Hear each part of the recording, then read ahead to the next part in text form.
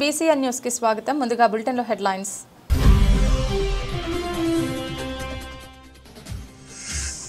గ్రామ పంచాయతీల సొంత ఆదాయ వనరుల అభివృద్ధి సుస్థిరతపై 2 రోజుల శిక్షణ. చట్టం 1994 యాక్ట్ ప్రకారం గ్రామ పంచాయతీల పరిపాలన.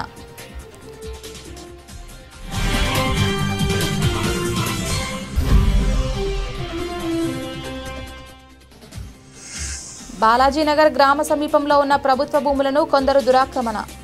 తహసీల్దార్ సయ్యద్ ఇక్బాల్కు గ్రామస్తుల వినతి పత్రం.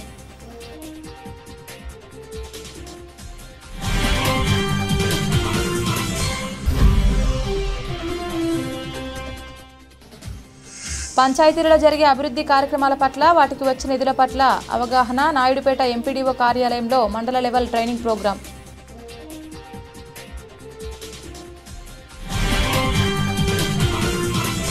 రాష్ట్ర ప్రభుత్వం ఇటీవల తిరుపతి జిల్లా చిల్లకూరు మండలం తూర్పు కనుపూరు గ్రామంలోని శ్రీ శ్రీ శ్రీ ముత్యాలమ్మ తల్లి అమ్మవారి దేవస్థానం నూతన పాలక మండలి సభ్యులను నియమించిన నేపథ్యంలో చిల్లకూరు దశరథ రామిరెడ్డిని పాలక మండలి చైర్మన్గా ఎన్నుకున్న విషయం తెలిసిందే. ఈ నేపథ్యంలో కోట మండలం దొరవుకట్ట గ్రామంలోని చిల్లకూరు దశరథ రామిరెడ్డి నివాసంలో దశరథ రామిరెడ్డిని తెలుగుదేశం పార్టీ కోట మండల అధ్యక్షుడు పలగాటి భాస్కర్ రెడ్డి మర్యాదపూర్వకంగా కలిశారు. శాలువాలతో సత్కరించి శుభాకాంక్షలు తెలియజేశారు. గూడూరు ఎమ్మెల్యే డాక్టర్ పాషం సునీల్ కుమార్ సారథ్యంలో పార్టీ పదవులు గానీ, నామినేటెడ్ పదవులు గానీ అర్హులైన నాయకులకు, కార్యకర్తలకు అందుతున్నాయని, పార్టీ నేతలపై ఎమ్మెల్యే ఉంచుకున్న నమ్మకాన్ని వమ్ము చేయకుండా తనకు అప్పగించిన బాధ్యతలను సమర్థవంతంగా చేపట్టి పార్టీకి మంచి గుర్తింపు తీసుకొచ్చేందుకు కృషి చేయనున్నట్లు చిల్లకూరు దశరథ రామిరెడ్డి పలగాటి భాస్కర్ రెడ్డి చెప్పారు. ఆయనతో పాటు కోట చెరువు సంఘం అధ్యక్షులు పలగాటి శ్యామయ్య, పలగాటి జితేందర్ రెడ్డి, మర్రి పోలయ్య, మీజూరు చంద్రప్రకాష్, చిరంజీవి శాలువాలతో దశరథ రామిరెడ్డిని సత్కరించి శుభాకాంక్షలు తెలిపారు.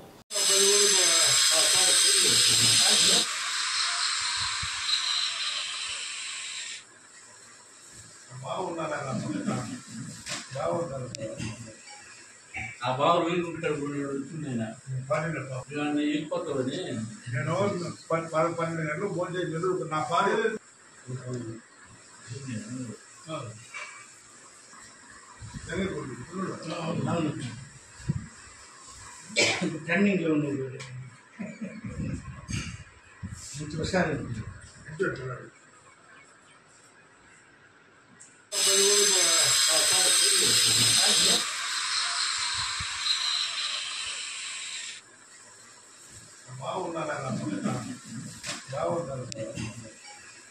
ఆ బాబు వీలుకుంటాడు వచ్చిందైనా వెళ్ళిపోతావని నేను 12 గంటలు ఫోన్ చేసి నా భార్య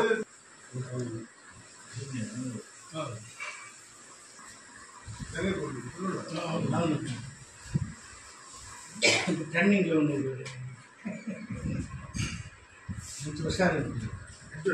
ఒకసారి తిరుపతి జిల్లా కోట పట్టణంలోని మండల పరిషత్ కార్యాలయంలో గ్రామ పంచాయతీల సొంత ఆదాయ వనరుల అభివృద్ధి సుస్థిరతపై 2 రోజుల శిక్షణ కార్యక్రమాన్ని సర్పంచ్లకు, పంచాయతీ కార్యదర్శులకు నిర్వహించారు. ఈ శిక్షణ కార్యక్రమంలో గ్రామ పంచాయతీలు సొంత ఆదాయ వనరులు పెంచుకోవడానికి ఉన్న అన్ని మార్గాలను అన్వేషించుకొని సొంత ఆదాయ వనరులు పెంచుకోవాల్సిందన్నారు. కేంద్ర ప్రభుత్వ నిధులపై ఆధారపడకుండా స్థానిక ప్రభుత్వాలు తమ ఆదాయం పెంచుకోవడం వల్ల అభివృద్ధి సాధించుకోవాలని, పంచాయతీలు బలోపేతం కావాలని, పంచాయతీరాజ్ చట్టం 1994 యాక్ట్ ప్రకారం గ్రామ పంచాయతీల పరిపాలన నిర్వహించుకోవాలని చెప్పారు. ఈ కార్యక్రమంలో MPDO Dilip Kumar, incharge deputy MPDO Kiran, కార్యదర్శులు సురేష్, నరేంద్ర శిక్షణ ఇచ్చారు. ఆదాయ వనరుల్ని అన్వేషించి తమ సంస్థని బలోపేతం చేయడానికి ఏ విధంగా ప్రయత్నం చేస్తుందో అన్ని రకాలుగా మనకు ఏపీ పంచాయతీరాజ్ చట్టం చెప్తా ఉంది. ఒక separate act, AP Panchayati Raj act 1994 act ప్రకారము ఒక మినీ రాజ్యాంగం టైంలోనే ఏపీ పంచాయతీరాజ్ చట్టం ఉంది. దాని అందరూ దయచేసి పంచాయతీ కార్యదర్శులు ఒక బుక్ పెట్టుకోవాలా, ప్రతిరోజు ఒక 10 పేజీలన్నా తిరిగి చదువుతూ ఉండాలి. ఏముంది యాక్ట్లో, ఏముంది, మన చట్టం ఏం చెప్తా ఉంది, దాని అనుగుణంగా మనం ఏం చేస్తూ ఉన్నాము అనేది ఖచ్చితంగా మీరందరూ తెలుసుకోవాలి. ఈరోజు ఈ శిక్షణా కార్యక్రమంలో ముఖ్యంగా పంచాయతీలు కేంద్ర ప్రభుత్వం ఇచ్చే నిధుల మీదనే డిపెండ్ కాకుండా మనం స్వయం సమృద్ధిగా, స్వయం శక్తిగా ఏ విధంగా ఎదిగితే రేపొద్దున కేంద్ర ప్రభుత్వం నిధులపైనే ఆధారపడకుండా ఒక పంచాయతీలు బలోపేతం అవుతాయనే ఉద్దేశం మీదే ఈరోజు ఈ శిక్షణా కార్యక్రమం జరుగుతూ ఉందన్నమాట. కాబట్టి యాక్ట్ సెక్షన్ 3 ప్రకారము పంచాయతీ ఇది కార్పొరేట్ బాడీ, అందరికీ తెలుసో లేదు. అంటే పంచాయతీలు స్వయం శక్తి సాధించడానికి అన్ని నిర్ణయాన్ని తీసుకోవచ్చు, అంత అధికారం ఉంది. ఇంకొక ముఖ్య ఉద్దేశం మీకు చెప్తాను. సభ్యులు పంచాయతీలు లోన్ కూడా తీసుకోవచ్చు బ్యాంకులో పోయి బలోపేతం చేయడానికి. తమ దగ్గర డబ్బులు ఎక్కువగా ఉండి ఎక్కువగా లేకపోయినా ఒక మంచి అవకాశాన్ని మంచి పనిని చేపట్టాలంటే లోన్లు తీసుకునే వెసులుబాటు కూడా పంచాయతీలకు ఉంది ఒక మంచి పని చేయడానికి. ఉదాహరణకి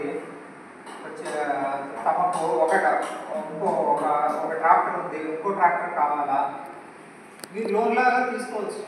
తిరుపతి జిల్లా వాకాడు మండలం నెడిగుర్తి పంచాయతీ పరిధిలోని రెడ్డిపాలెం బిట్టు 1 బాలాజీనగర్ గ్రామ సమీపంలో ఉన్న ప్రభుత్వ భూములను కొందరు దురాక్రమణ చేస్తున్నారని తహసీల్దార్ సయ్యద్ ఇక్బాల్కు గ్రామస్తులు వినతి పత్రం అందజేశారు. భూములు లేని నిరుపేదలకు ప్రభుత్వ భూములు పంపిణీ చేయాలని తహసీల్దార్ని కోరారు. ఈ విషయంపై తహసీల్దార్ స్పందిస్తూ భూ అక్రమాలపై సమగ్ర విచారణ జరిపిస్తానని, ప్రభుత్వం భూ పంపిణీ చేపడితే అర్హులైన పేదలకు భూ పంపిణీ చేపడతామని ఆయన అన్నారు.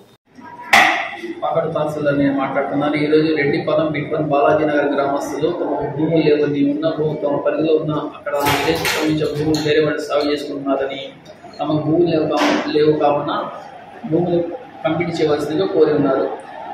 ఇప్పుడైతే అసైన్మెంట్ కమిటీ ప్రస్తుతానికి అయితే లేదు. అసైన్మెంట్ కమిటీ వేసిన తర్వాత ఇక్కడ వచ్చిన ప్రజలలో ఎవరు లబ్ధిదారులు నిర్ణయించి నామ్స్ ప్రకారం నిర్ధారించి వాడికి భూమి అందించడం జరుగుతుంది. అఫీషియల్గా ఎవరైతే ఇప్పుడు ప్రస్తుతంగా ఆక్రమించుకున్నారో వాడిని ఒకసారి వెరిఫై చేయించి వాడు ఏ విధంగా చేస్తున్నారో అది మొత్తం వెరిఫై చేయించి దాని ప్రకారం చర్యలు తీసుకున్నారు.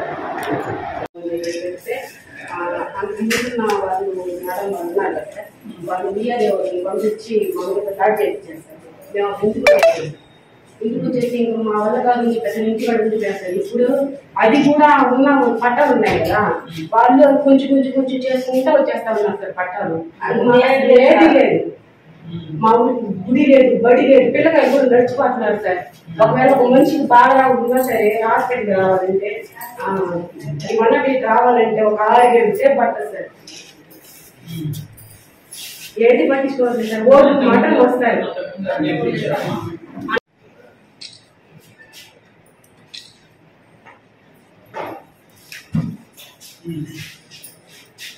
మీకు అసలు భూములు లేవు,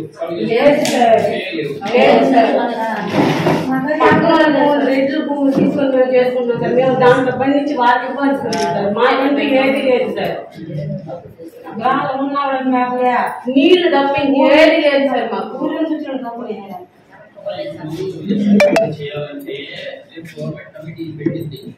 ఇప్పుడు ఏదైనా చేయాలంటే ఏంటంటే మీకు ఎంక్వైరీ చేస్తారు, మీకు భూమి ఉందా లేదా తీసుకుని మీ పేర్లు తీస్తారు, సచివాలయంలో తీసుకుంటారు ఈ వీళ్ళందరూ వచ్చి.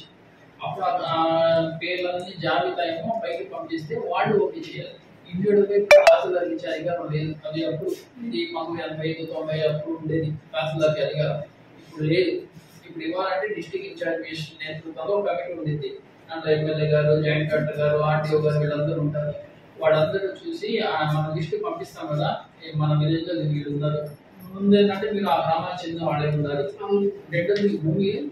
తిరుపతి జిల్లా నాయుడుపేట ఎంపీడీఓ కార్యాలయంలో మండల లెవెల్ ట్రైనింగ్ ప్రోగ్రాంలో భాగంగా సర్పంచ్లకు, పంచాయతీ కార్యదర్శులకు ఎంపీడీఓ సురేష్ బాబు ట్రైనింగ్ ఇచ్చారు. అనంతరం వారు మాట్లాడుతూ సర్పంచ్లు పంచాయతీలో జరిగే అభివృద్ధి కార్యక్రమాల పట్ల, వాటికి వచ్చే నిధుల పట్ల అవగాహన కలిగి ఉండాలని, అప్పుడే అధికారులకు కానీ నాయకులకు కానీ అడిగి పంచాయతీల అభివృద్ధికి తోడ్పడే విధంగా సర్పంచ్లు ఉంటారని వారు తెలియజేశారు.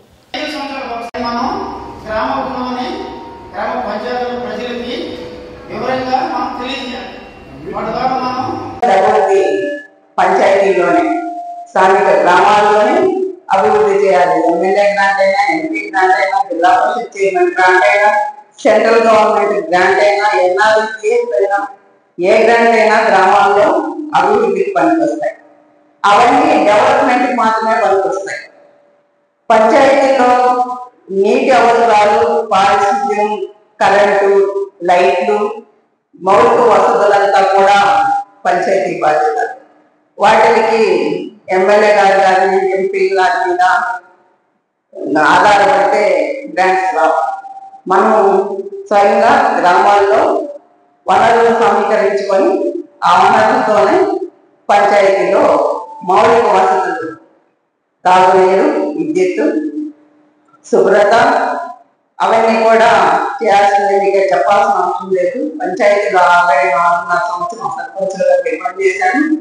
ఎలా అమౌంట్ ఉపయోగిస్తున్నారో మీకు తెలుసు. కానీ ఆ అమౌంట్ ముఖ్యంగా ఎలా కాపాడుకోవాలి, మనం ఎలా సమీకరించుకోవాలి, గ్రామాల్లో స్వయంగా మన వనరులు మనం ఎలా చేసుకోవాలి, ఎలా రాబట్టుకుంటే ఆ డబ్బులు సద్వినియోగం చేసుకోవచ్చు, దాని గురించే ముఖ్యంగా ఈ ట్రైనింగ్ లో చెప్తున్నారు. ఈ 2 రోజులు మీరు ఇప్పుడు నేర్చుకున్నది ఇంకో 3-6 నెలల్లో ఏమైపోతుందా అనుకోవద్దు. ఎప్పటికి కూడా పనిచేస్తారు. మీరు ఆ గ్రామాల్లో మనం ఆ గ్రామాల్లో ఉంటాం.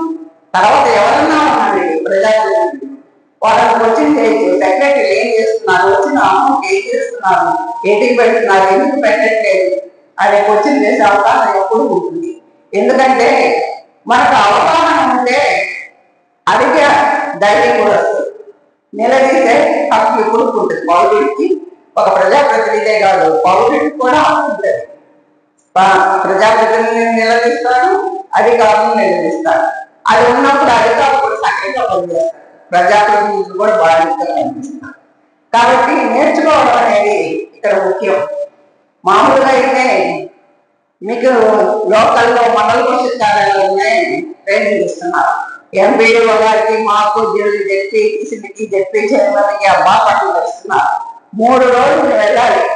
ఇక్కడ నుంచి ప్రయాణ భాగ్యమని ధరించి టైం చూసుకొని కంపల్సరీ అటెండ్ అవ్వాలి. ఇంతకుముందు అయితే అధికారులు ట్రైనింగ్ ఇచ్చేటప్పుడు రాకపోయిన వాళ్ళు వచ్చాక సంతకం పెట్టేసి వచ్చేసారి ఇచ్చేసాము అని తప్పించుకునే పరిస్థితులు ఉన్నాయి. ఇప్పుడు అలా కాదు, కంపల్సరీ మీ ఫోన్లో లింక్ చేసి మీ ఫోన్లోనే సర్టిఫికేట్ రావాల్సిన అవసరం అధికారులు ఉన్నాయి. ఎందుకంటే అదేంటి తప్పించుకోకుండా ప్రజాప్రతినిధులు బాధ్యత నేర్చుకోవాలి. తిరుమలలో సంచలనం రేపిన పరకామణి కేసు విచారణ పునఃప్రారంభమైంది. ఈ కేసు దర్యాప్తును సిఐడి స్టార్ట్ చేసింది. కేసు వివరాలు సమీక్షించడానికి సిఐడి డీజీ రవిశంకర్ అయ్యనార్ తిరుమలకు చేరుకోనున్నారు. అయితే ఆయన 1 టౌన్ పోలీస్ స్టేషన్లో కేసుకు సంబంధించిన ఫైళ్లు, సాక్ష్యాలను పరిశీలించనున్నట్లు తెలుస్తోంది. గతంలో పరకామణిలో చోరీకి పాల్పడిన జీఎం గారు గుమస్తా రవికుమార్ ఈ కేసులో ప్రధాన నిందితుడిగా ఉన్నారు. అయితే టీటీడీకి 40 కోట్ల రూపాయలు విలువ చేసే ఆస్తులను నిందితుడు రవిశంకర్ కుటుంబం విరాళంగా ఇచ్చింది. ఈ కేసును గతంలో లోక్ అదాలత్లో రాజీ చేసుకున్నట్లు పోలీసులు తెలియజేశారు. తాజాగా విచారణ పునఃప్రారంభం కావడం వల్ల ఈ కేసు మళ్లీ చర్చనీయాంశంగా మారింది. సిఐడి డీజీ స్వయంగా విచారణ చేపట్టడం వల్ల మరిన్ని కొత్త విషయాలు వెలుగులోకి వచ్చే ఛాన్స్ ఉందని సమాచారం.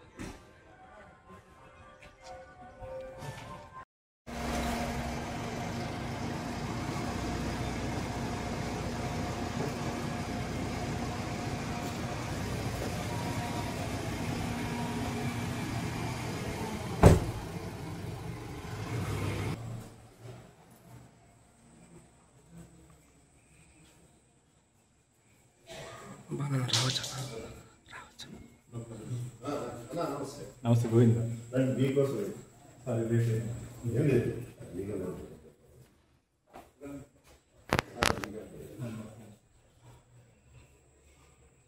బులెటిన్ ముగించే ముందు హెడ్లైన్స్ మరొకసారి.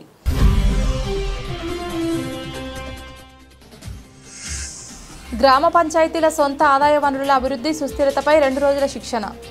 చట్టం 1994 యాక్ట్ ప్రకారం గ్రామ పంచాయతీల పరిపాలన.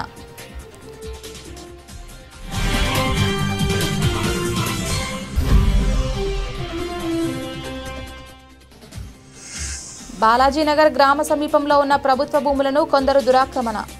తహసీల్దార్ సయ్యద్ ఇక్బాల్కు గ్రామస్తుల వినతి పత్రం.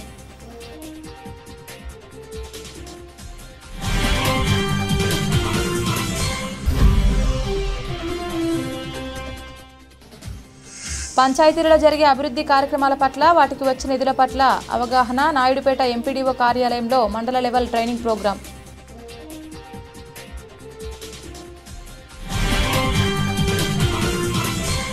ఇది ఇవాల్టి బులెటిన్. తిరిగి మరొక బులెటిన్లో మళ్ళీ కలుద్దాం. అంతవరకు సెలవు. నమస్కారం.